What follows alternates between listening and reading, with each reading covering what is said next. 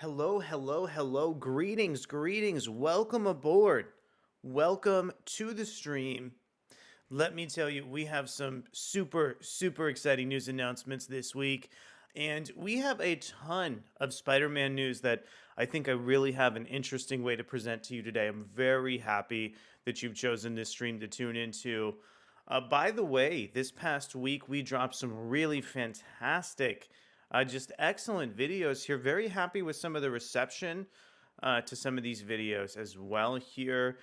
We start as usual with DC Comics talking about Alan Scott with the expansion of the new Golden Age. Really enjoyed that Alan Scott comic book.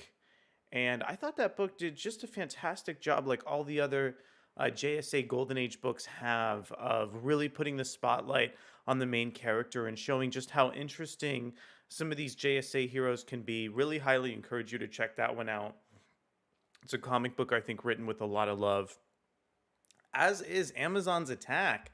I also had an absolute blast covering Amazon's Attack. It was a really cool combination of characters, too, featuring individuals like Yara Flor as well as Mary Marvel, who I've been really anticipating to come back into DC continuity at some point. Hello, and welcome to the stream once again here. Let's go ahead and talk a little bit about some of the Marvel videos that I came out with a little bit later on in the week. Those were also fantastic. Checking out Dark X-Men 3 was an absolute blast. Really loving Dark X-Men as a comic book. I think the way that that series has really utilized both Madeline Pryor and Havoc in their relationship has been great. But also, I think the emphasis has started to move away from Madeline and Alex and has really gone into some of the other heroes in the book, really reading about some of the characterization of people like Emplate towards the beginning of the book was really fantastic. I also really like the return of Archangel over in that new issue of Dark X-Men. I thought that was a really harrowing way to represent him. I've been a fan of him, especially over in Rick Remender's X-Force. So getting to see Archangel once again break bad, but in the context of the Fall of X comics, it was just absolutely tremendous. I really encourage you to go ahead and check that one out if you are interested here. Let's see what else. Wow, we only have 15 seconds left in the stream here leading up to some of these books. We also dropped a review for the latest issue of Spider-Man. Gosh, I had so much fun with that comic book. It was the return of Peter Parker's Spider-Man to the Limbo Embassy. I know our timer, our countdown ran out here, but I'm going to keep going until we're done with our list of books.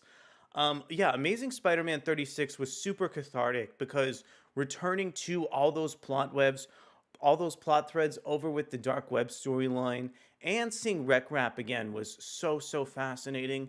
As we mentioned earlier, we're going to be talking about a lot of these different Spider-Man characters over on this stream. So we'll be returning to Amazing Spider-Man 36 a little bit later. Elsewhere, we also had some additional coverage over for Miss Marvel, the New Mutant, issue 3. I actually think that comic book has been great. I've been more interested to read Miss Marvel than I ever have been before. I think, using those X-Men characters that have been so well established in so many other books, and by the way, I'm specifically talking about the villains here of people like Dr. Gaiha and Omega Sentinel, I think really properly fueled that book and made things really interesting. My name is Arakko Braddock, and I want to officially welcome you over to our stream today. We have a lot of stuff to go over. And over on this stream, I really want to put an emphasis on exploring the Spider-Man franchise, exploring the Spider-Man concepts.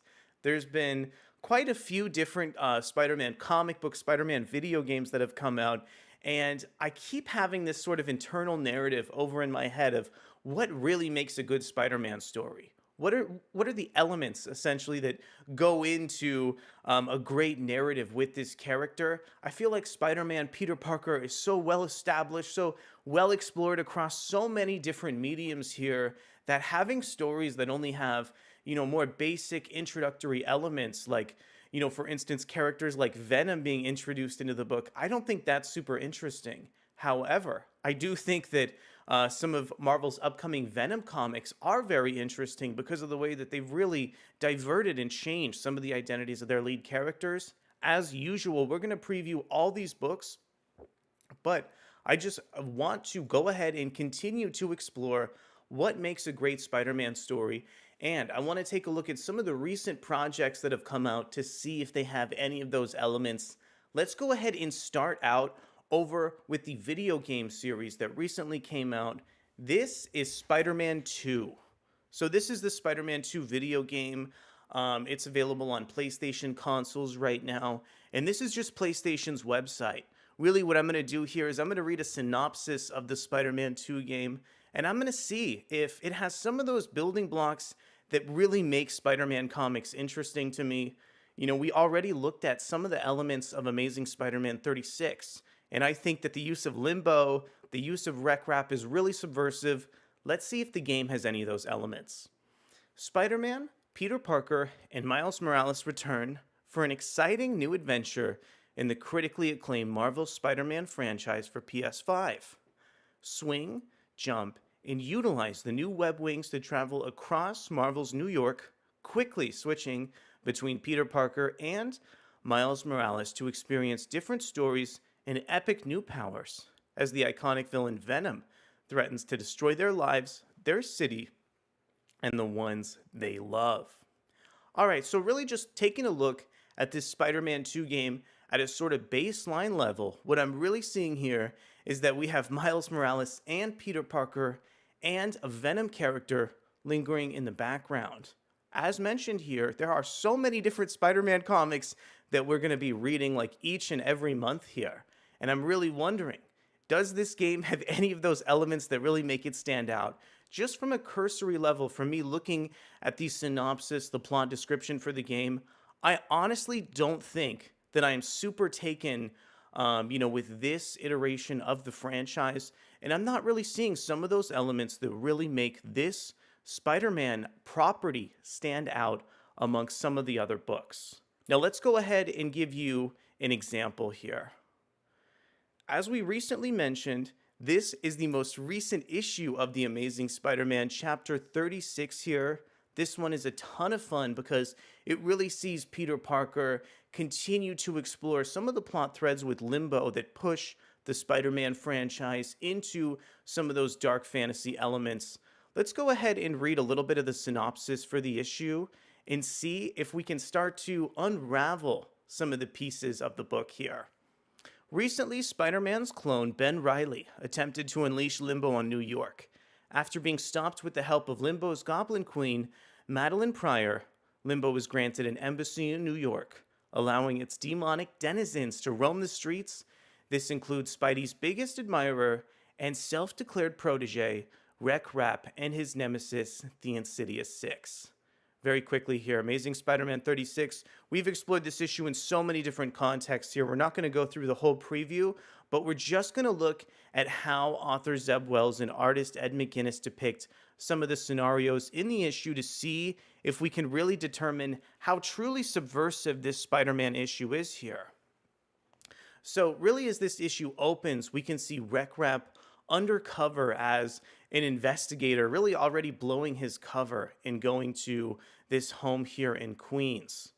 And I really do think that starting a Spider-Man story with a concept, with an idea like this, is once again here incredibly subversive and a really interesting way to explore some of the elements of Limbo in the context of Amazing Spider-Man. I think kind of throughout Amazing Spider-Man, as written by Zeb Wells, we've continued to see some really fascinating narrative elements. Micro9298 says, if you do get a chance to play the game, I'm pretty sure you're going to change your mind. Honestly, Micro9298, I would love to hear some of your feedback. I would love to hear some of your analysis. My main criticism of the game is that I am really looking to see if there are any subversive elements that really make the game stand out from other pieces of Spider-Man media. If I haven't convinced you over with Amazing Spider-Man 36, let's go ahead and take a look at yet another incredibly subversive Spider-Man story that was published very recently. This is Uncanny SpiderMan issue 2. So we're going to go ahead and read off the plot synopsis for the issue and just make sure that some of these narrative elements are really standing out among some of these greater Spider-Man stories. The Devil's Horns meet their match. The Rhino's on a rampage again, with a different Spidey suit in his sights. Desperate to apprehend the black-clad Bamfer, Orcus is pulling out all the stops. If the Rhino can't put Kurt Wagner down, surely Silver Sable and her team of elite mercenaries can. But Kurt isn't just a lawbreaker in the traditional sense. He's a criminal flirt too. Can Nightcrawler sweet-talk his way out of this one? Or is it lights out for our favorite devil? As you can see here, I think Uncanny Spider-Man has just done a really excellent job fitting some of the elements of a traditional Spider-Man story with the X-Men and with the Fall of X publishing initiative, really seeing Kurt go up against these Spider-Man villains powered up by Orcus is incredibly compelling. I really love how SciFi Spidey has juggled so many of the different plot threads with this book, and the fact that the issue opens yet again with this mystery regarding Mystique that's really setting up the X-Men Blue comic book has also got me really, really excited. I want to go ahead, and actually check in on a really great review over for this issue that I got from Darren Generally on the superpoweredfancast.com. Very quickly here, Uncanny Spider-Man issue 2, written by SciFi Spidey, featuring art from Lee Garbett, colors by Matt Miller, and letters by Joe Caramagna. Silver Sable and her team are on the hunt for the new Spider-Man in town and will use a classic Spidey foe to get him. Kurt continues to help people, including his wayward and mentally compromised mother Mystique. After running into an old friend, he finds himself in a battle against Rhino, who has been conscripted by Orcus to bring the new Spider-Man. At the same time, Silver Sable and her team work behind the scenes to trap the hero. So the way that Uncanny Spider-Man 2 really levies all these villains towards Kurt, I think is really fascinating. To be fair, we've also seen some of these elements over in the Spider-Man video game, but I do think the way that all these characters tie back to each other with the threat of Orcus is really, really compelling. As you can see from some of these preview pages too, I think artist Lee Garbett is so fantastic at telling just a really subversive and interesting story and capturing all this interesting framing over for Spider-Man. One really cool thing all these Fall of X comics have also been doing is really featuring individual pieces of Orcus, and this one is really dedicated to fleshing out the character of Silver Sable as well. Also, just fantastic colors over from Matt Miller too. I love the way that some of the colors, some of the blue hues in the Orcus control room are contrasting over with Nightcrawler and Rhino, with trees in the background that are a little bit more red and a little bit more yellow here. Really, really bold stuff. Also, we previewed the romantic elements between Nightcrawler and a mysterious character a little bit earlier in some of our previous streams here, but some of those romance elements are written really, really well over in Uncanny Spider-Man. It really feels like this book has an incredibly diverse tone, and I think you can slot Uncanny Spider-Man really nicely over with SciFi Spidey's incredibly subversive run with The Flash. The way that SciFi Spidey has really explored Wally as a family man, I think, is pushed against the traditional narrative of comics, as has Kurt's, I think, really sad and interesting way that he's kind of carrying himself as Spider-Man over in the Uncanny Spider-Man title. A funny and charming issue from Spurrier. There are some great character moments, and I love the moments with Kurt sparring with the demonic voices inside him. The action is great as well, but the best thing about the story is the action-filled flirtation between Kurt and Silver Sable. It was fun to see and made me want more. Garbett delivers stunning visuals throughout the issue. The story has a fantastic pace to it, and Garbett keeps that pace perfectly with the visual sequences in the issue. I've really been trying to read a lot of the Fall of X comics this week. There were so many of them. Between, Jean Grey, between comic books like Uncanny Spider-Man 2. And I've really started to appreciate the way that these Fall of X comics have used the credits pages there's something about the way that the text is written and kind of like dissected over on the page that makes it so fascinating to go from a scene over to the credits within the comic book. And I think Uncanny Spider-Man 2 just did a fantastic job doing just that and really using some of these sequences to build the momentum over on the comic book page. Okay, but we are actually not done. We actually have one more Spider-Man story that Marvel announced a lot of new information about. Let's go ahead and see if this next Spider-Man story has some of those really subversive elements that can weave a strong narrative. Let's go ahead and check this one out right now. This is Ultimate Spider-Man issue 1. Marvel has just recently announced some additional information. We were all chomping at the bit to see who the upcoming Spider-Man would be over in Ultimate Spider-Man. Marvel has done just a great job teasing the identity of the character, but it appears that Marvel has just formally announced here as of October 26th that the new Ultimate Spider-Man comic stars Peter Parker and Mary Jane renewing some of the aspects of their relationship. However, my question is to the greater, comic book internet and to essentially everybody watching right now, does Peter and Mary being in a relationship once again, does that really build, some of the founding blocks of a great Spider-Man story? I want to read a little bit more. I would say we would definitely need more context before we can make that call. On sale in January, Jonathan Hickman and Marco Cicchetto's new run of Ultimate Spider-Man will feature Peter Parker and Mary Jane Watson as a married couple. Meet the Parker family now. Jonathan Hickman and Marco Cicchetto's bold new take on Ultimate Spider-Man is shaping up to be full of surprises. Launching this January is the first ongoing series set in Marvel's new Ultimate Universe.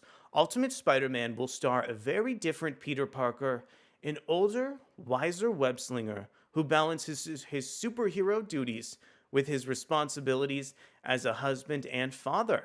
That's right, Spider-Man is a married man. Nobody Except Me says the game definitely has a great narrative. It's a wonderful remix of Spider stories from comics and cartoons from the past. At least watch a story playthrough if you get a chance. It's about 4 to 5 hours. Nobody Except Me, I did. I did just that. I played through I basically watched a gameplay playthrough of the second game, and I don't think that the game used some of these narrative elements in a way to propel great storytelling. I think that the narrative, the meta-narrative in the core Spider-Man book revolving around Norman Osborn's morality has been so fascinating in a plot thread that I really don't think these games have followed up on in a way that really makes them seem compelling. And I can't avoid this narrative. I can't avoid sharing this narrative because we've had so much fantastic Spider-Man material just in this past week, right? Amazing Spider-Man 36 was the most subversive way to bring back Madeline Pryor along with characters like Luke Cage that I've ever seen. And I honestly just can't help but sharing this opinion with you, especially as I checked out Uncanny Spider-Man and I got to see the way that we were introduced to the credits page. I just think that there's something so fascinating about the publishing.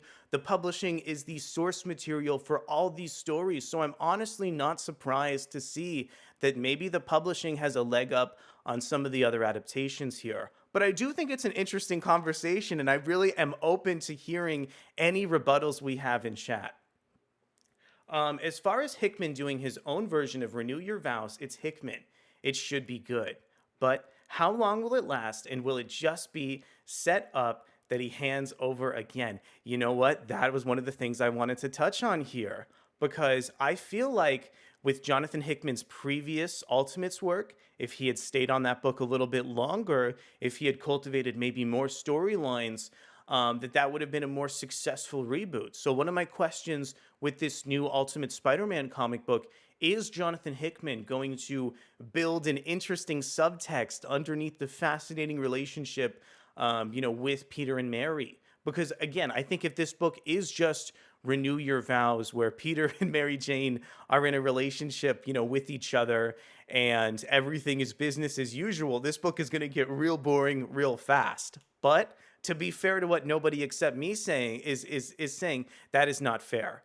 Because if you go back and you look at Ultimate Invasion or even Jonathan Hickman's previous Ultimates run, everything in general ties together. I think Ultimate Invasion is a really, really subversive, really, really interesting comic book.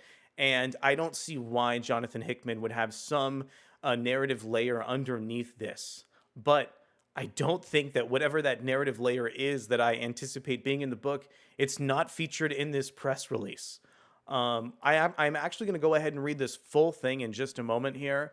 But I also just want to be a little bit more transparent. And if Marvel is just selling me on a book with, Peter and Mary in a relationship, I don't know how well this is going to go. Nobody except me also says, to be fair, you read more actual Spider-Man comics where I mainly catch summaries, so the books may be better. I just like how they brought in elements of King in Black, Carnage, etc. Yeah, we're actually going to go ahead and look at some of the Venom elements over at Marvel. The Venom elements are just really, really crazy. That book written by Gronbeck is going to be insane. We're going to have a full review for it this Wednesday. Let's go back and check out the article. And I really appreciate everybody pushing back on me in chat, because I like exploring both sides, right?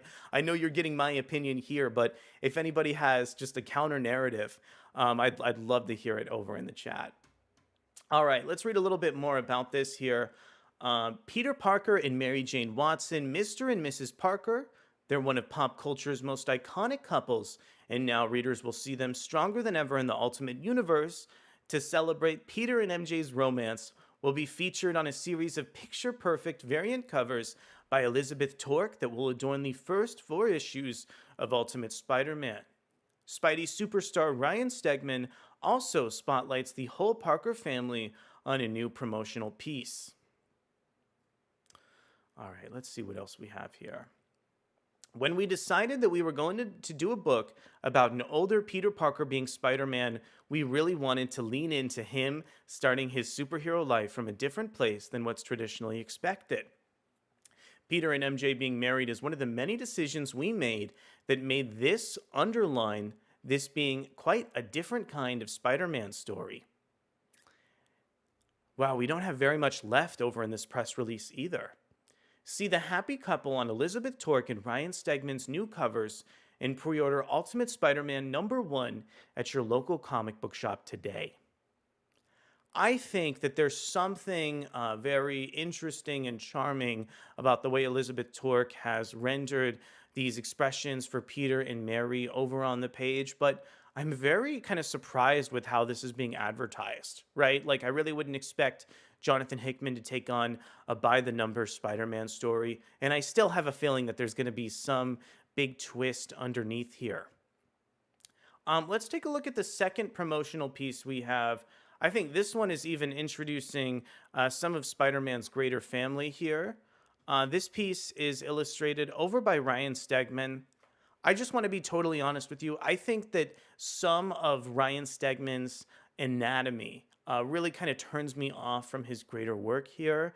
And I just love what Elizabeth Tork was doing over on her cover too here. I think the fact that Spider-Man may have a family over in this upcoming book is interesting. Maybe giving the Spider-Man mantle over to one of the younger children, I think, would be a much more subversive Spider-Man story than working with an older Peter Parker too. I'm not sure what to say about this. I really think that in some of the advertising for this comic book, I really wanted Marvel to play up the subversive nature of the new Ultimate Universe and really show what comics are capable of.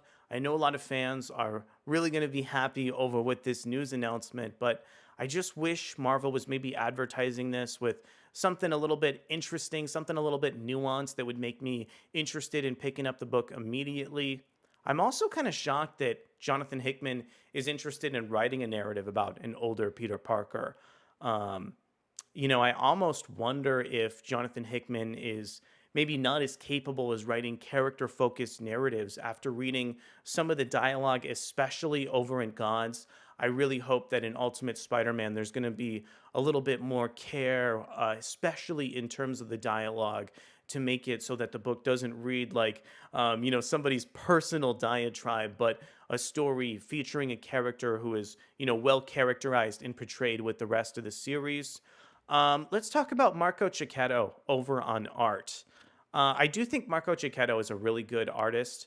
I like some of the earlier promotional material we got for the Ultimate Spider-Man book, but I feel like I've seen Cicchetto draw Spider-Man and Daredevil so many times over in the Marvel universe that I would have maybe loved somebody a little bit more bold, somebody who's a little bit more dynamic and interesting with their line to be on this book. I just feel like with this creative team, with this premise, Marvel is playing this book a little bit safe. So I hope there's going to be something that we don't know about yet to really make this new comic book title, which is going to be so important to the upcoming Ultimate line, to be really, really interesting. Let's go ahead and catch up with chat and see if they agree with me or not. Let's see. Nobody except me says, all I ask is no Moreland and no spider totems. Imagine data pages breaking down the Spider-Verse. No thanks. I just want an interesting Spider-Man story or mystery, but no symbiote gods, etc. Please. I was thinking about that too, because towards the beginning of JMS's run, where some of those ideas were brought to life, I thought that that was a great storyline revolving around, an older version of Peter Parker. And I'd honestly be interested in seeing what some of Jonathan Hickman's takes over on the spider totems can be.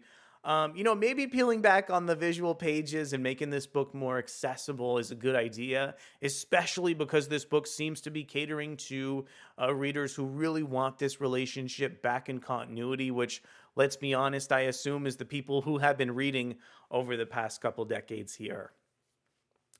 All right, we have one more story that we can actually tie into this. Let me see if I can get this one queued here. Give me just a few moments.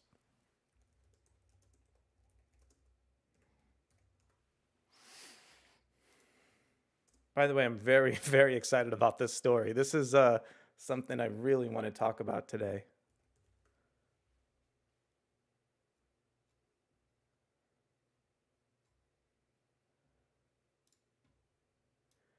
We're coming in really timely over with this news segment. And we are going to go ahead and show you an upcoming comic book that hasn't even been released yet.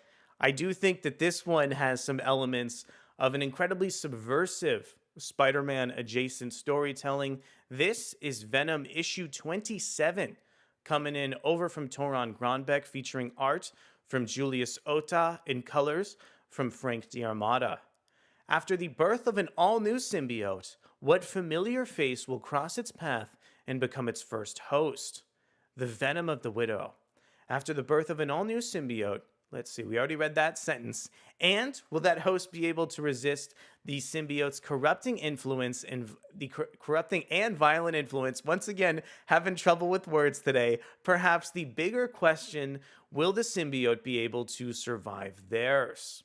So this is the latest issue of Marvel Comics' Venom series. This book has really plunged Natasha Romanoff, the Black Widow, to be one of the main characters over in the tale. Natasha has been chasing down this terrorist group called No Name and has ended up meeting some of the younger Venom-infused characters in the Marvel Universe. In the last issue of Venom, we got to see Natasha team up with Eddie Brock's son Dylan, who has now become the character of Venom, operating alongside his father. That's not all here. One of Dylan's friends, Bren, has also been taken over by this no-name group, and Bren also happens to have a symbiote of his very own here. Over in this comic book preview, we're going to go ahead and see Natasha and Dylan try and rescue Bren's symbiote. Let's go ahead and check this one out. I already think, based on the synopsis I told you up top, this is a really crazy and subversive Spider-Man comic that's really taken some established Spider-Man characters and moving them in some big, big new directions here. Douglas Marks, I wanted to know your opinion on Wonder Girl Annual. I don't know that there was. You remind me of when that was published here. Afro SF, greetings, Arakko Braddock. I honestly don't see the point of the new Ultimate Universe. I didn't see the point of the original, but I will buy anything Jonathan Hickman writes. You know what? I kind of think I agree with that, actually. Especially when I look at the first Ultimate Spider Man. There are so many pieces of continuity in the first Ultimate Spider Man that line up with the main Amazing Spider Man series. I think that book is such a massively missed opportunity. I think the main Ultimate Spider Man comic was at its best when Miles Morales was the Ultimate Spider Man and Peter Parker was the core Spider Man. Let's see, we missed one more comment here. It's just that Hickman always leans sci-fi, and does Spider-Man really need some sci-fi big concept thing? It will be interesting to see how it plays out. SciFi Spidey could be good. Nobody except me. I love SciFi Spidey. I think SciFi Spidey is like what Uncanny SpiderMan is kind of all about, even though it features some of those elements of the X-Men too. But that's what I want. I want Jonathan Hickman to use the new Ultimate Spider-Man comic as a vehicle to tell a really, really ambitious narrative here. Okay, let's go ahead and check in on the really subversive new elements of the core Venom series. We've done enough dawdling here. Frankly, I think I need to catch up over with this credits piece as well. Let's go ahead and read the synopsis of Venom 27. This is the second part of State of Grace. Until recently, Eddie Brock was the symbiote-wearing web-slinger known as Venom. But when Eddie seemingly died, the Venom symbiote passed to his son Dylan. Even after it turned out Eddie was alive, Dylan kept the symbiote. Now Dylan is Venom and he's searching for his father. Newly empowered by her fearsome symbiote, Natasha Romanoff, Black Widow, enlisted Venom's aid to take down No Name, the covert syndicate responsible for the public kidnapping and murder of Alchemax employees, in an attempt to reveal the company's role behind the deaths of countless innocents. Meanwhile, Bren Walters, the son of an Alchemax employee and host to the Toxin symbiote, was ambushed by No Name. Overpowered, Toxin separated himself to save Bren, only for Bren to be taken by the syndicate. What fate awaits them?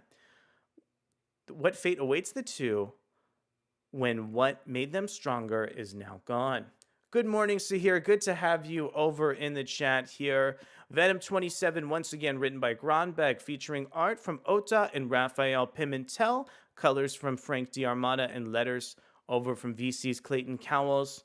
The really gorgeous cover is coming in over from Kafu. So this first page in the issue, incredibly harrowing here. We get to see No Name really kind of shaking down this young character of Bren.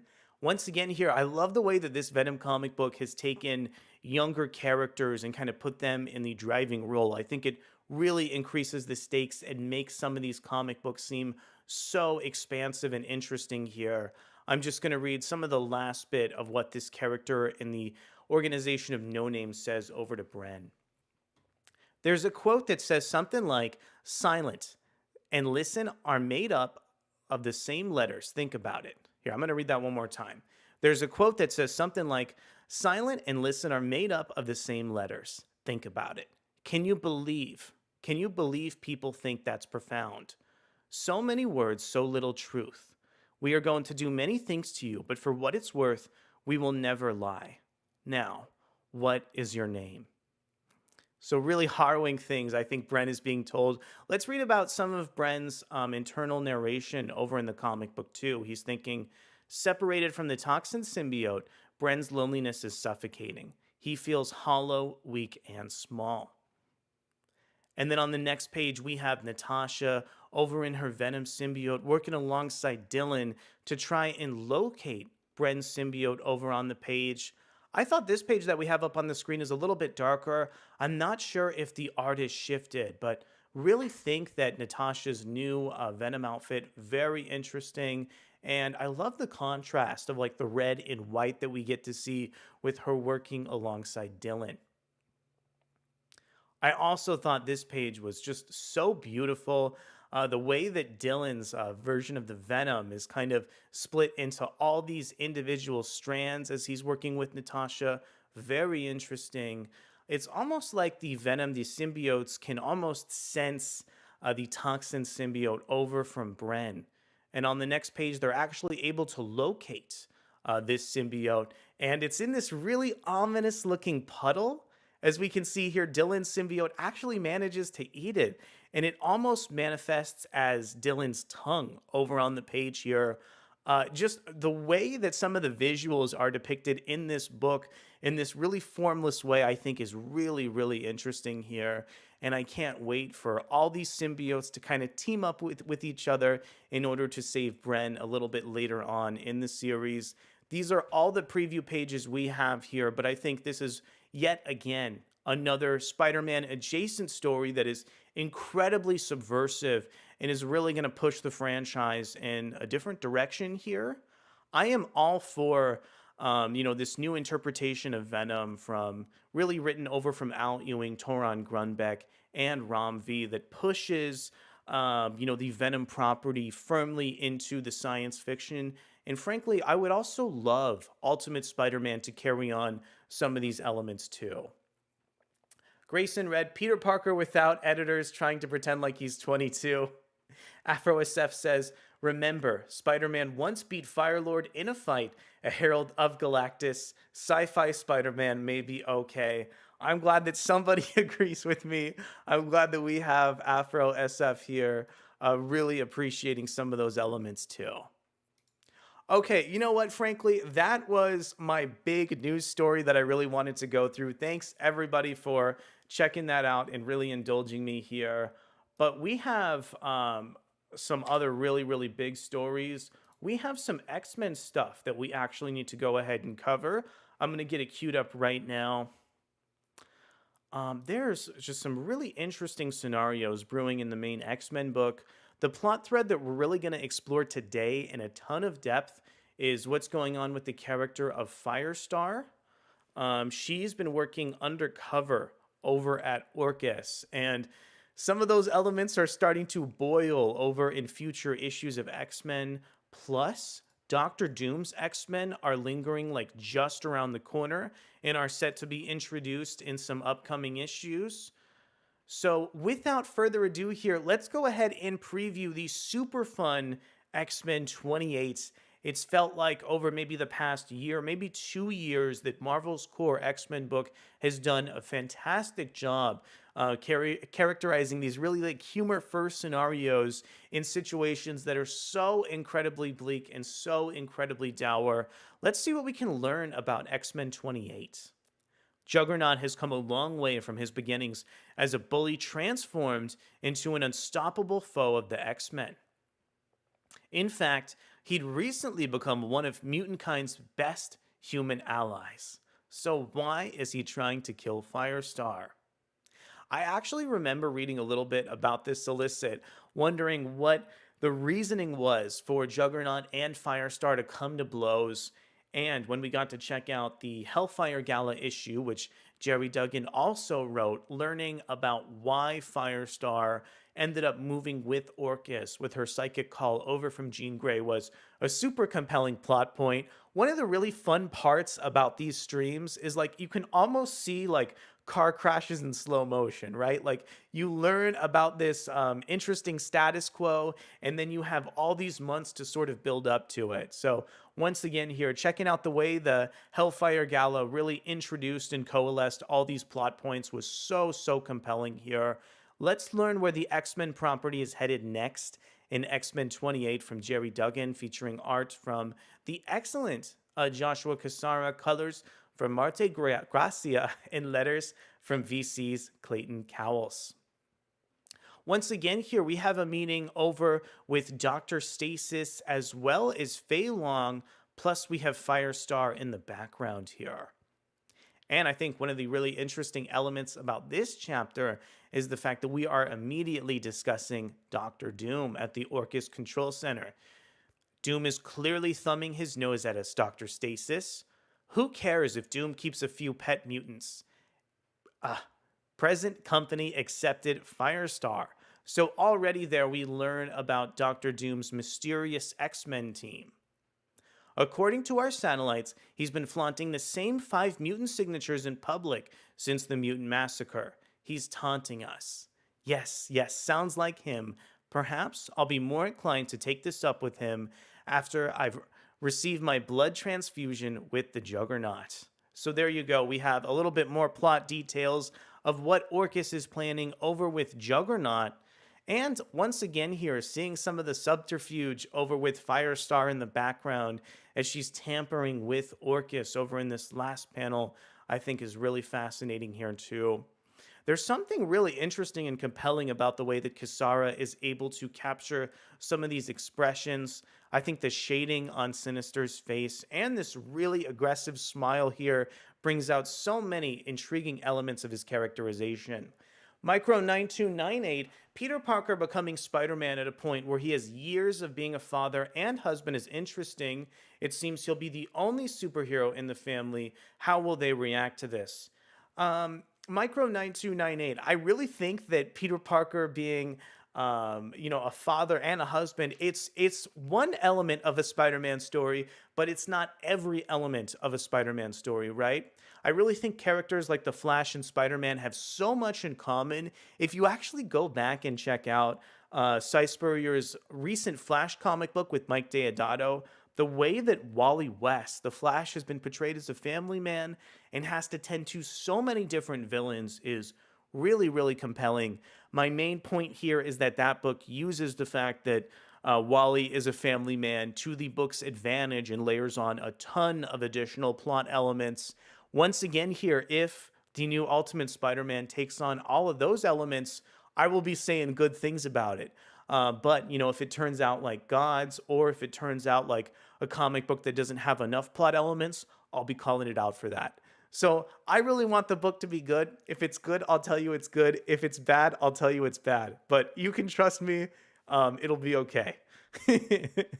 Let's learn more about what Doctor Doom has in store with his upcoming X-Men. Firestar says, if you go through with the transfusions, I'll see you down at the Gearich Detention Center. I have another appointment to try to convince Cyclops to stand trial and plead for leniency. So once again here, Orcus still has Cyclops under their thumb, as they have for so many recent X-Men issues. I almost felt like when I was reading this preview for X-Men 28 that there was this like post-apocalyptic sensibility to New York City and some of the greater X-Men comic books right now after Orcus attacked the Hellfire Gala over at Marvel. And I really think that the more dour and dire tone in some of these books reflect just really interesting status quos across these titles. I also just thought this last page was so intriguing here, as Firestar once again is trying to work on subterfuge regarding Orcus and actually ends up hitting this person over with the back of a gun. The way that Kisara is able to illustrate this sequence with the negative space and the shading over on Firestar is really, really beautiful over on the page. And I think that we're in this just incredibly tense situation over with these X-Men characters that have really been driving a lot of these books towards some really compelling plot points. AfroSF says, you were right about the dialogue in Gods. I will never doubt you again. Yeah, I think some of the dialogue is a little bit thick. I also love that David Brooke interview we read. I believe it was for Gods 2. I think that one was pretty fair. I really hope that in upcoming Ultimate Spider-Man comics, Jonathan Hickman will be able to write more naturalistic dialogue. I remember reading Jonathan Hickman's dialogue in the Secret Warriors comic book, and God, it was so good. It was so good. I feel like he definitely is able to tap into some of those elements again. Sometimes we get writers who I really, really love taking on books that don't quite connect with me. But if it's somebody who I really, really like, I'm always willing to give them another chance. I felt like there was a period where Jerry Duggan comics weren't connecting with me as much, and now they have in recent years. Same thing with Cy Spurrier. And to be honest, I'm not sure if I just didn't have the full reading comprehension, if some of these elements were skating past me, or if these writers have just gotten better in recent years too. But I just want to be totally honest and transparent with that. Okay, so we still have a couple more plot threads about this X-Men comic that are really interesting. Chief among them, a brand new preview that was posted over on Marvel.com yesterday, teasing Doctor Doom's X-Men. Doom's X-Men suit up in X-Men 29 First Look. In a special first look at X-Men 29, Doom assembles his very own team of heroes to defend Latveria. Welcome, Doom's X-Men. You may not survive the experience. In X-Men 29, Duggan and Cassara will introduce a team of mutants loyal only to their home country, Latveria. And of course, its sovereign ruler, Dr. Victor Von Doom. While Kate Pryde, Wolverine, Miss Marvel, and other X-Men languish at the rock bottom in a world that hates and fears them, Doom's X-Men will enjoy a glorious moment in the sun that lasts through Fall of X and beyond. A first look at X-Men 29 shows Doom communicating with Professor Xavier telepathically prior to Krakoa's fall. That's cool. That's awesome. I love that. Dr. Doom communicating with Xavier prior to Krakoa's fall.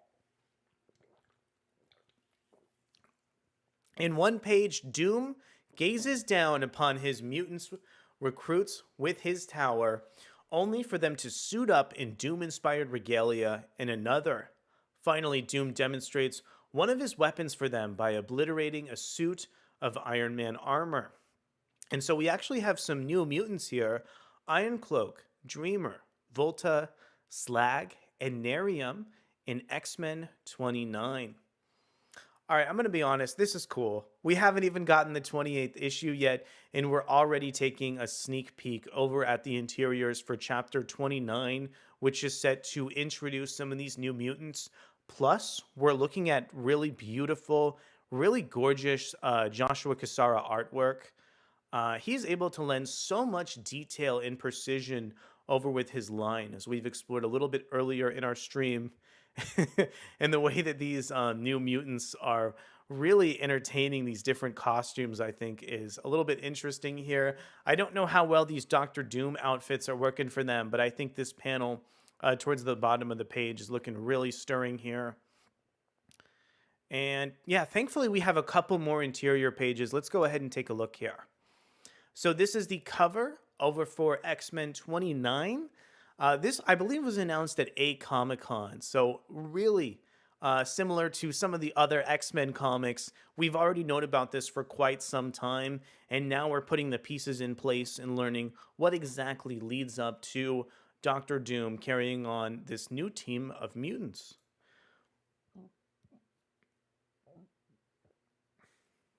Yeah, we have a look at this really interesting outlet over for Professor Xavier on the page. And I'm not sure who this character is, or if maybe Professor Xavier is in Latveria here. Nonetheless, the costume design, the page layout, and just the amount of detail here from Cassara is just really, really beautiful. Over on this next page, we have great panel bleeds, negative space, interesting page layout, and an interesting kind of overhead shot here with some of Doctor Doom's X-Men team. It looks like this may be a flashback here because there's a sequence over with Magneto and Moira in the comic book. And we already got a chance to preview some of the really fascinating outfits that were introduced over for Doctor Doom's team of X-Men. Okay, this is a brand new page here. We can see it looks like Doctor Doom is shooting a laser over at one of those Iron Man suits of armor that we read about over in the preview from Marvel. The way this is designed with the laser hitting in the second panel and the smoke coming from the gun, I think is just a great way to depict motion. Also, just the amount of details and lines on this close-up with Doctor Doom's helmet, I think is really, really cool stuff here too. Okay, we have a character design. It looks like this is for Nerium. Yeah, I really think this is a visceral, really interesting design among some of Doctor Doom's X-Men. I actually wish we got to see more of these color sheets here. And the thing about this too, the thing about this particular page that's so interesting is the fact that it almost looks like if you cut out some of these elements, they could be published. I really feel like Joshua Cassara, in terms of his line, is just so adept at creating just incredible expressions, dynamic artwork, and just really bold designs here.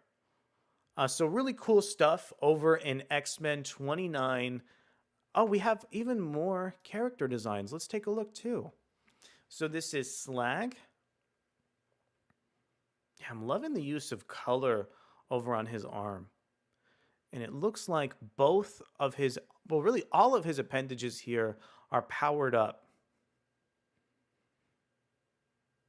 Yeah, the way that he's sort of punching this rock and we can see all of the debris ricocheting, I think is also really bold. And sort of the red hues over on his eyes, I think, are also kind of harrowing. And we have the character for Volta. I'm going to be honest, Volta's kind of reminding me of what we've seen over in the Children of the Vault designs.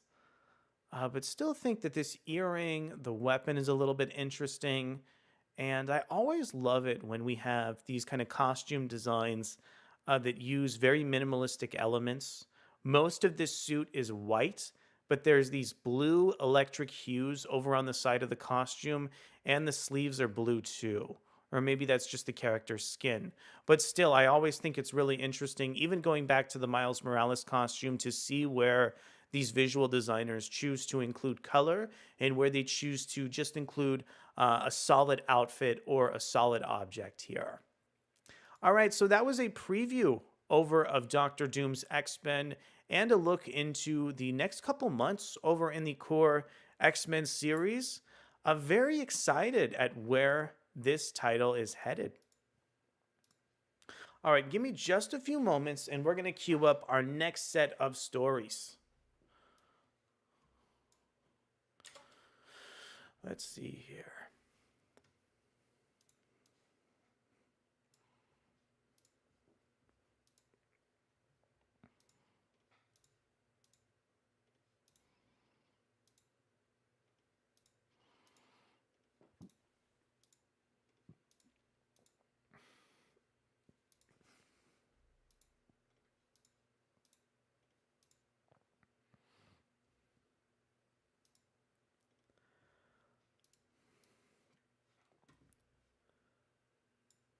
Okay.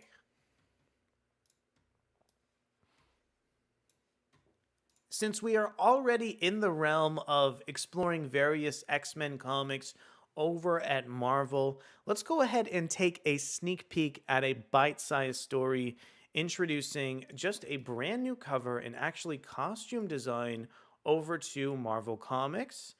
This is a look over at a brand new cover for Fall of the House of X featuring Magic. Magic draws her soul sword to fight for Krakoa in Artgerm's Fall of the House of X #1 cover. This January, the epic finale of the X-Men's revolutionary Krakoan age will take place across 2 milestone series, Jerry Dugan and Lucas Wernick's Fall of the House of X and Kieran Gillen and R.B. Silva's Rise of the Powers of 10. Out of the darkness of Fall of X, the X-Men must reunite for a dramatic battle across time and space that will decide the future of mutant kind. Today, fans can check out an all-new cover for the Fall of the House of X #1 by best-selling cover artist Stanley Artgerm Lau. Artgerm once again depicts one of the X-Men's most iconic members and popular cover star, Magic, this time in her latest costume. Throughout the era, Illyana Rasputin served as one of Krakoa's war captains, defending the island nation with her mutant sorcery. Following the Hellfire Gala, Magic found herself stranded in Vanaheim with a small band of mutants in Realm of X, caught in a fierce conflict of prophecy and experiencing mysterious power malfunctions. Will Magic make it back to Earth to join the X-Men's final stand? So we already saw Typhoid Mary over from the Realm of X comic books appear in a future issue of Spider-Man. I'm also thinking that Magic is likely going to return to the X-Men in time for the Fall of the House of X comic book. I think so far, Realm of X has really been a sleeper hit. Once again, that's another Toron Grönbeck comic book that's kind of featured some disparate mutants stranded in Vanaheim following the Hellfire Gala trying to return over to Krakoa. I think Magic's new costume is also really intriguing, and Grönbeck has really done a great job characterizing all these fascinating characters too. Really encourage everybody to pick up Realm of X if you can find time among Marvel's really hectic publishing schedule right now. But also, once again, here, think this cover featuring Magic from Lau is just really bold over for the Fall of the House of X story. There's so much to be excited about in terms of all these X-Men comics, and I think this is just a great teaser leading to this really hotly anticipated X-Men title. All right, let's go ahead and totally switch gears here and talk about something completely different over in DC Comics. I feel like this is something that I should have seen coming miles and miles away, but is really spelled out beautifully over from Comicbookcom. DC actually has confirmed the return of a surprising Wildstorm character. And the reason why this is so interesting is because with this upcoming Outsiders book from DC, the more that time goes by, the more that these characters are starting to look like the new iteration of Planetary. Let's read a little bit more about this in this news story over from comicbook.com. The Drummer, a character first introduced in 1998's Planetary preview, is set to reappear for the first time in years with Jackson Lansing, Colin Kelly, and Robert Carey's new Outsiders comic. The character, who has had about 24 appearances and last appeared in 2004, will be reinvented a little bit, with fans speculating that a woman seen on the cover of Outsiders #1 would be a post-Flashpoint version of that character. That, combined with Luke Fox's all-white suit, seems to suggest that the Outsiders are DC's riff on Planetary, seemingly reinventing both properties as a bit to feel somewhat more like a grounded DC version of the most popular era of Marvel's Runaways. So once again, if you look at the cover, if you look at the drumsticks, the all-white getup, and the design of the costume, I definitely think you can feel some Planetary inspiration. I definitely picked up on some of those elements, maybe subconsciously, and I honestly think that's why I've been so excited about Outsiders. The other thing that I know we've mentioned just countless times is the fact too that this cast is really cool here. Kate Kane, very fascinating character, as well as Luke Fox. I think DC in the past couple of years has done a much better job fleshing out the rest of the Fox family and just entire suite of characters to build on really interesting stories. And I'm hoping that Outsiders is going to be the next iteration of that. We're going to have a full review when this book drops. We're going to see how, tied into how close it is to Planetary, or if it just is more serving as a spiritual successor here. I think this creative team on the book is also exciting with Jackson Lansing and Colin Kelly. We've talked about them so much. I really liked some elements of their Captain America run. I think overall they did a really fantastic job characterizing Steve Rogers. This book is going to be really hard to get right. I think it's really hard to write Kate Kane. I've seen a lot of writers fail. I've seen a lot of writers get really personal and find interesting and pertinent narratives. Let's go ahead and finish up this news article here. Dreaming of bats. Only 2 things are certain about the mysterious door that has appeared in the Outsider's ship. The first, it was opened by the drummer, using a set of multiversal coordinates covered in a dream.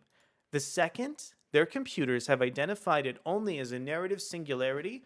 For most, to step through such a door would be unthinkable, even insane, which makes it a perfect mission for the Outsiders. As Kate Kane and Luke Fox venture into the unknown reaches of the multiverse, they will fall deeper and deeper into a maze of darkness, guided by unfamiliar versions of familiar faces. What is this strange world they discovered? How are they connected to it? And who is lurking in the shadows, ready to destroy it all? Couple more things to say about this Outsiders book, and then we're going to head to the next news story. I just don't quite understand how DC was advertising this book. They were talking about this being an exploration of like archaeology in the DC universe, but I think they really should have pushed it more as an action adventure focused narrative with explorations throughout interesting locations across the DC universe. And they probably should have pushed some of those planetary elements a little bit more up top, too. I think there is just so much potential in this comic book, and I hope it is able to live up over to some of the ambition here. The third issue of Outsiders is going to be on sale January 9th, and I'm sure the series is set to debut very, very soon over from DC.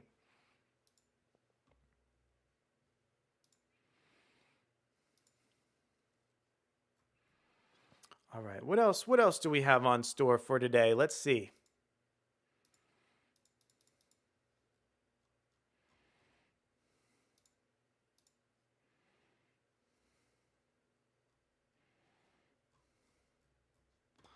Okay, so we were just recently talking about what Colin Kelly and Jackson Lansing are bringing over to the Outsiders comic book, but they're actually set to go ahead and take on an upcoming Marvel comic that's following up on some of the plot threads of their Captain America series that we mentioned up top here.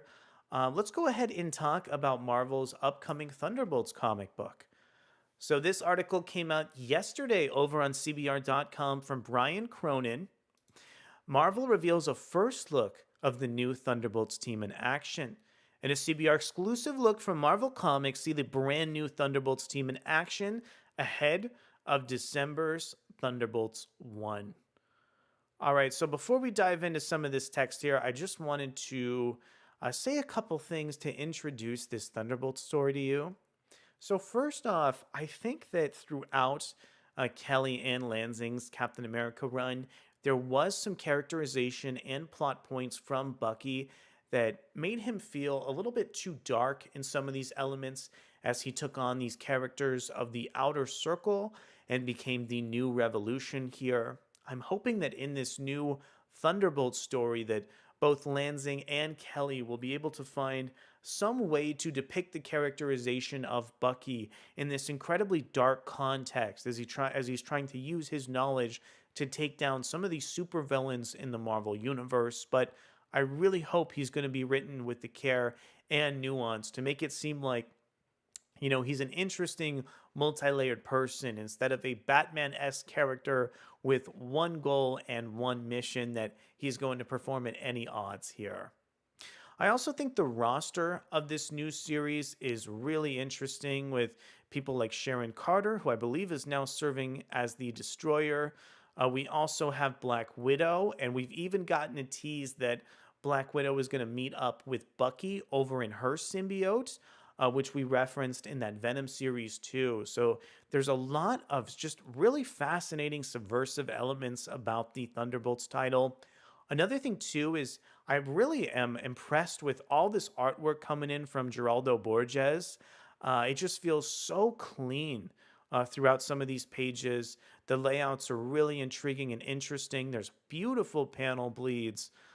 Really, really dynamic storytelling here. Let's go ahead and check out this article in a little bit more context.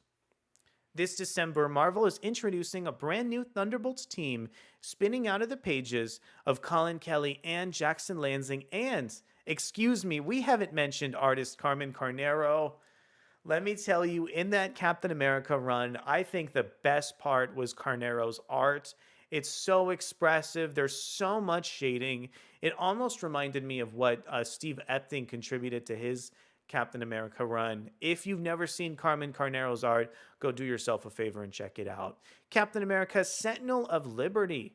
And an exclusive first look for CBR, we have new art from Kelly, Lansing, and Borges. Leonard McFarlane, who are your favorite Marvel and DC characters? It changes. You know, who is the most interesting plot dynamic? Who has the most interesting story right now? I'm very intrigued with what's going on with Natasha Romanoff. I also have, I would say, a soft spot over for Jane Foster. I think her identity of the Valkyrie has been really interesting. I like Loki, but I don't think Loki is always used in the best context. I like Rasputin 4 a lot. I think Rasputin 4 is really, really cool character. I hope those are some good answers for you. Also, in terms of DC, I have to admit, I am a big mark over for the JSA. I love Alan Scott in particular. I think Jay Garrick is really cool. Ted Grant, Wildcat, he's really, really cool too. I would say those are some of my favorites.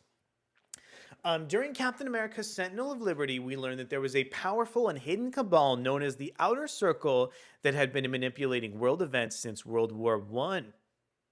Through a competition with one another called the Century Game, Captain America's shield itself had been designed by the man who forged it as a clue to the identity of the Outer Circle, although that clue would not be deciphered until decades have passed. One of the twists of the Outer Circle is that they felt they had to give the people a chance, so they introduced an outside agent known as the Revolution who would try and take them down. Although no one could act against another member of the Outer Circle themselves, they would have to manipulate intermediaries. Well, during Sentinel of Liberty, James Buchanan, Bucky Barnes, the Winter Soldier, who had been one of those intermediaries who had been manipulated to help the Outer Circle, took on the role as the new Revolution. And by the end of the run, Barnes had more access to covert intelligence than anyone has ever imagined. And so with that in his hands, he has decided to use it to bring down some of the worst villains in the world, along with a team of the best covert agents in the Marvel Universe as the new Thunderbolts. All right, so I think this is the key sentence. Due to Bucky's role over with the Outer Circle, Bucky has gained access to more covert intelligence than anyone has ever imagined. And now Bucky is using his covert intelligence to take down some of the villains of the Marvel Universe, like the Red Skull. In this first page from the issue, we see Barnes with Contessa Valentina Allegra de Fontaine, who is helping him run the new team, and Sharon Carter, who has agreed to join Bucky's crusade. Yeah, amazing page from Geraldo Borges. The sense of architecture, the perspective on the page is beautiful. I also love how there's a little bit more detail on this page with the panel towards the bottom that looks like it's trying to build up some of the stakes and tension over with the team dynamics in the issue. During the battle with the Outer Circle, one of Captain America's oldest friends, the Destroyer, died in battle. Sharon Carter has decided to take on the identity of the Destroyer, including his iconic skull mask, to become an active superhero for the first time. Although, of course, she has done as much good as a S.H.I.E.L.D. agent or a freelance operative than most superheroes could. Here she is in action in her Destroyer costume. Sharon Carter becoming the Destroyer is a beautiful way to homage the previous legacy of Captain America. This turning point, I think, was one of the most interesting parts over in Captain America Sentinel of Liberty. And I'm always happy when a writing team, when a creative team builds a meta-narrative across separate comic books and keeps the plot threads over from the first story. I think this is going to be a lot of fun to see Sharon Carter take on some of her first missions here as the Destroyer. The other members in the team include Black Widow, White Widow, Red Guardian, U.S. Agent, and Shang-Chi. In this first look page, we see Barnes and the Red Guardian in action together. Note that this is the original Red Guardian, who was presumed dead for decades before returning to life in one of Black Widow's miniseries. Interestingly, the Red Guardian had a beard in the comics as well before the Red Guardian debuted in the Marvel Cinematic Universe with a beard. We already took a look at this page here, but I think the layouts and just the way that the panels are shaped are amazing. A really, really stunning page. Interestingly, Black Widow is on the team and Red Guardian was her husband. Oh, also forgot about that here too. And the Winter Soldier was her longtime boyfriend as well. One of the many interesting character interactions in the heart of this new series, Thunderbolts is set to debut on December 6th. I remember when this book was first introduced, there were so many voices across the internet decrying it for having a MCU related team of Thunderbolts characters.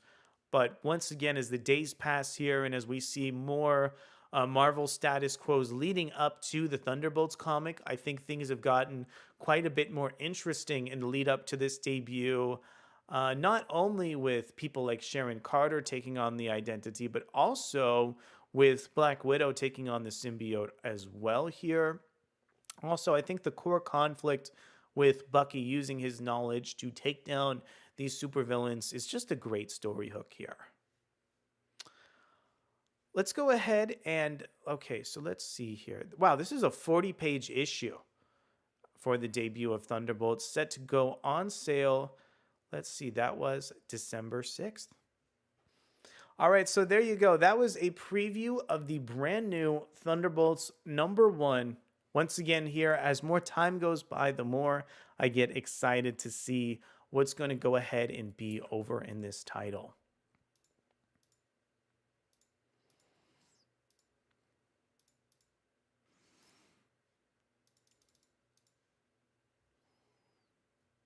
All right, let's see what else we have to explore today.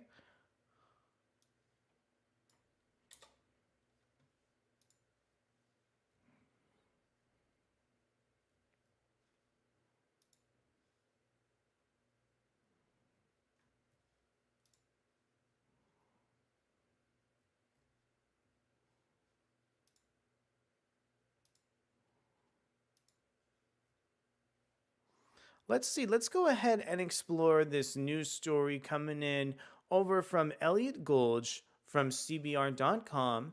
This is yet another exploration of Spider-Man here. These are the 10 best Spider-Man comic books not about Peter Parker. With the greatest rogues gallery and supporting cast in comics, Peter Parker sometimes takes a backseat to let Spider-Man's supporting cast shine. As noted earlier in the stream, I have incredibly strong opinions on the Spider-Man franchise. Let's see how many of these entries I agree with. Let's see how many of these entries I disagree with. And if some of my favorite ancillary Spider books are featured over on this list here. Number 10 is the Superior Foes of Spider-Man. The Superior Foes of Spider-Man turned a B-list villain into a fan favorite. So in terms of this Superior Foes of Spider-Man title from Nick Spencer and Steve Lieber, this was just a great comedic focused series that fleshed out some of the rogues gallery over with Spider-Man. I actually think that current Spider-Man writer Zeb Wells has picked up on a couple of these elements leading up to the gang war with individuals like Janice Lincoln.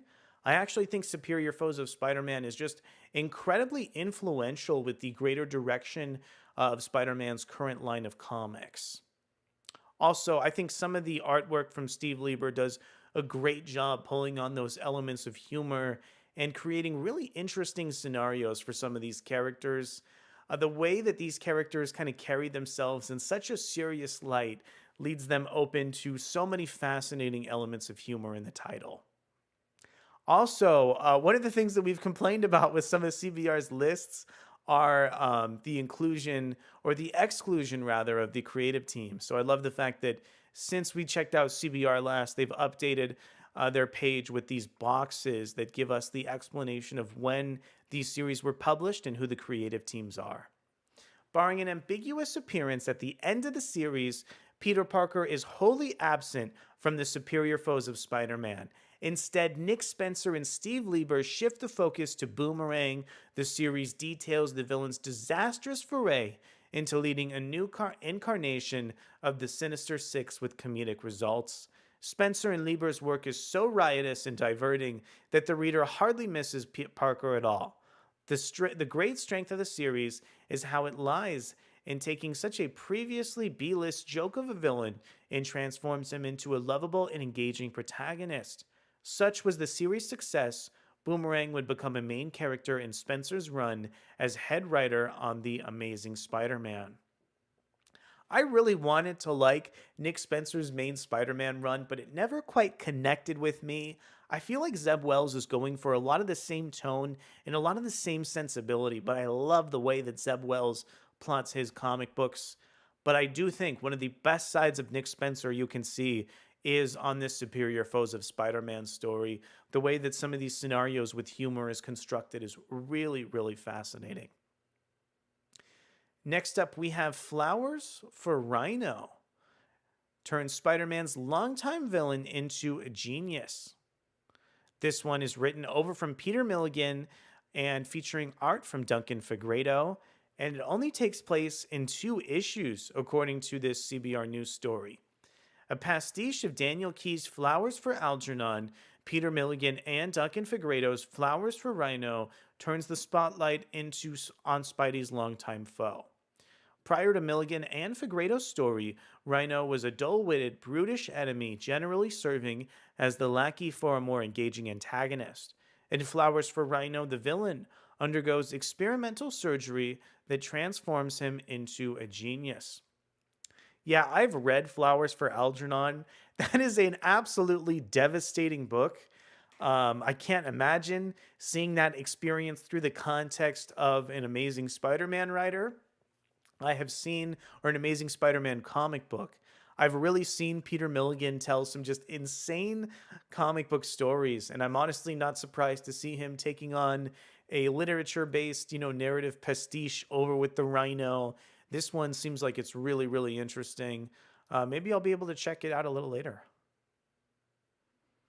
Really cool article over from CBR as well. The Superior Spider-Man Volume 1 changed everything for Doc Ock. This one coming in over from Dan Slott, Ryan Stegman, Humberto Ramos, and Giuseppe Camuncoli. 34 issues from March 13th to November 2014. I've talked about this series on nearly every single stream. I wish Superior Spider-Man connected with me a little bit more. I wish writer Dan Slott used more plotting on the comic book.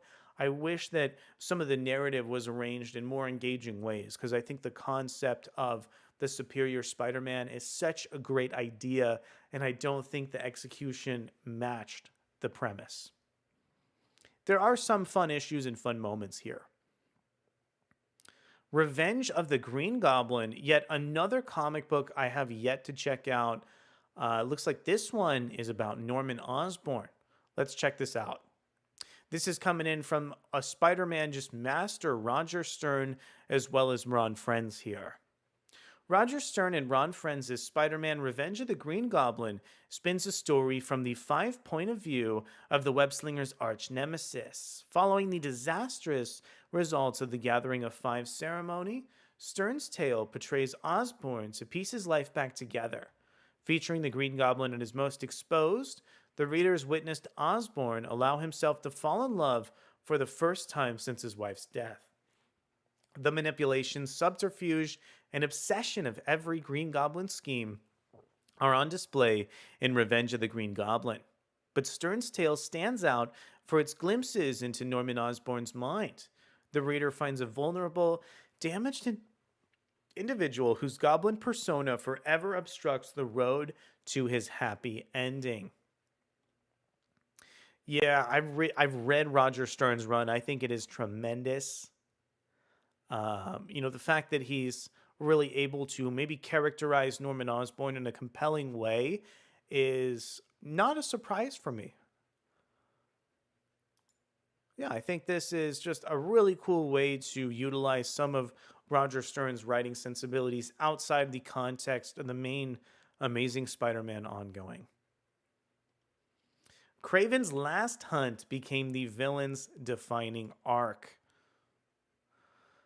This one coming in over from J.M. DeMatteis and Mike Zeck. This is a legendary Spider-Man story which was very recently riffed on over in Marvel's core Amazing Spider-Man comic book. Have had the chance to check this one out. Very interesting kind of psychological story pitting Spider-Man and Kraven against each other in all these really beautiful and just interesting contexts. There are just so many compelling and dark aspects to this narrative. If you like a kind of controlled and contained Spider-Man story that features elements of intense psychological violence, this is a great destination. You know, there's some Spider-Man stories with Venom that I think get too transfixed in some of the more violent parts of the character, but I think Craven's Last Hunt does a great job mixing up those elements of bleak violence along with the rest of the storyline to give you a comic book that isn't too melodramatic. Highly encourage Craven's Last Hunt. Spider-Man Hobgoblin Lives. This is yet another one that I never got the chance to check out here. This is another Roger Stern and Ron Frenz comic book. Due to the behind-the-scenes editorial drama, the resolution to one of the Amazing Spider-Man's longest-running miniseries got bungled. When Ned Leeds revealed to be the Hobgoblin, many fans felt disappointed and cheated. 10 years later, Roger Stern, the villain's co-creator, returned to fulfill his original intention, that Roderick Kingsley had always been the true Hobgoblin. Featuring some of Ron Frenz's finest artwork, Spider-Man Hobgoblin Lives allowed Roderick Kingsley to drive the tale. Writing the editorial wrongs of a decade, Stern's story firmly reestablishes the Hobgoblin as one of Spider-Man's most conniving foes. As a bonus, Kingsley and Norman Osborn's complicated relationship gets placed front and center to fabulous dramatic effect. There's something, I think, a little bit sad and a little bit morose about Roger Stern's Spider-Man run. Roger Stern was telling just a great comic book, but the way that Marvel's editorial battled him with the timing seemingly just derailed some of the momentum over in this tale. I think this is a comic book that also has a beautiful legacy here too, as so many Spider-Man comics have riffed on it recently, including the core main run of Amazing Spider-Man 2. There's been some really beautiful Hobgoblin issues that have really played with existing narratives to create just really fantastic scenarios. I'm going to have to go back and read this. I've checked out Roger Stern's core Spider-Man run, but I guess I didn't know that there were all these additional comic books that contributed over to the greater run too. Really, really cool stuff. And I just really love Roger Stern and the Hobgoblin character over at Marvel. Spider-Man Life Story set J. Jonah Jameson on a path to redemption.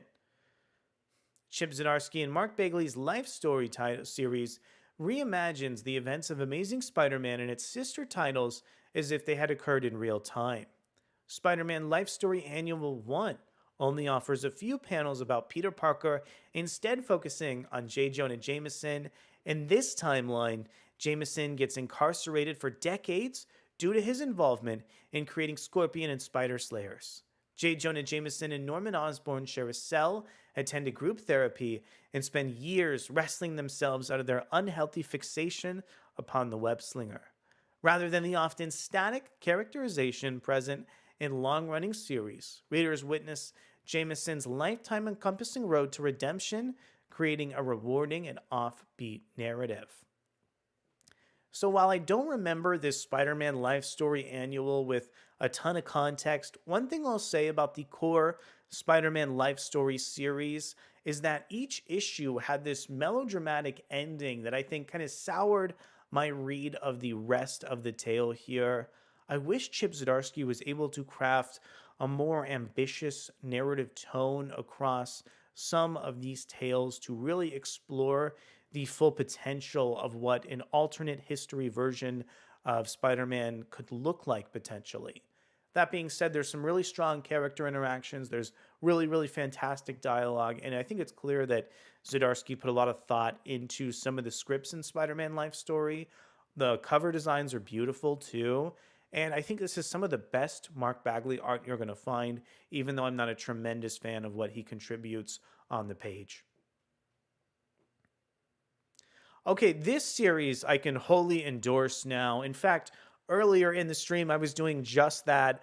I felt like there was a time where Ultimate Spider-Man made sense over in the Marvel Universe, and that was when Miles Morales was the Ultimate Spider-Man in the Ultimate Universe, and Peter Parker was the Spider-Man in the core Marvel Universe. The earlier Spider-Man runs where Bendis first took control of the character alongside artists like Sarah Pichelli and David Marquez are so bold and unique. I recently was questioning myself, are these comic books really as good as I remember them? And I actually recently had the opportunity to go back and check out some of the first miniseries or that first series over with Miles. I thought it was fantastic. I wish Marvel had just continued to publish that instead of like rebooting Miles Morales so many times over at the publisher. This one was published between 2014 and 2015, running for 12 issues from Bendis and Marquez. Perhaps the most popular non-Peter Parker version of Spider-Man, Brian Michael Bendis and David Marquez's run on the character secured Miles Morales' enduring appeal. Still outside of mainstream Marvel continuity at this point, Morales is granted the time and space to shine as a hero in his own right as he squares up to the Green Goblin of the Ultimate Universe. As Miles Morales juggles school life, his relationship with Kate Bishop, and his duties as Spider-Man, Bendis and Marquez's series explore the unique power and personality that differentiates Miles from Peter Parker. Miles Morales' Ultimate Spider-Man was the moment the teenager truly became worthy of the Spider-Man moniker, turning the young hero into a fan favorite. Yeah, these early runs with Miles, I think, have some of the most nuanced characterization over for him as a character. Number 2 is Spider-Gwen Ghost Spider. I want to be totally honest with you. I have tried with Spider-Gwen numerous times, and I haven't found a compelling entry point over to her character. I think she's always felt derivative to me, like basically a supporting cast character of the Marvel Universe, just getting these Spider-Man powers. I obviously love some of those Stan Lee issues over with Gwen Stacy. I really like what Gwen Stacy has contributed to the Marvel Universe. I've just never really believed in or found the concept of Spider-Gwen or Ghost Spider to be super compelling. If anybody has a rebuttal in chat, I would love to hear it. If there's some one really great Spider-Gwen story that I'm overlooking, I'd love to hear that too. And plus, I honestly found that, mixing Spider-Gwen over with Miles Morales, I don't know if that was the greatest story hook with these two characters either. It seems like it's just two Spider-Man adjacent characters kind of, falling into those same relationships here. I think maybe, pitting Spider-Gwen over with an X-Men character would lead to some more interesting narrative opportunities. Spider-Man 2099. While I haven't had the opportunity to read the original series, I've read plenty of issues starring Miguel O'Hara of the Spider-Man 2099. I think this is a great interpretation of the character who's incredibly compelling here. This first core series ran for a staggering 46 issues between 1992 and 1996, written by Peter David, featuring art from Rick Leonardi. The original Spider-Man variant, Spider-Man 2099's first outing, courtesy of Peter David and Rick Leonardi, remains his best. Much like Spider-Gwen, Miguel O'Hara's appeal lies in his iconic costume, but he has more to offer. In the cyberpunk setting of 2099, O'Hara strives to take down the evil megacorporation Alchemax, leading to more anarchic tales than those featuring Peter Parker. Smug, flippant, and confident, Miguel O'Hara remains engaging to readers due to the contrast between him and the original Spider-Man. Some fans would argue there is an oversaturation of stories starring the web-slingers' multiversal variants following the success of Dan Slott and Christos Cage's Spider-Verse. Still, Spider-Man 2099's emergence in 1992 was a game changer.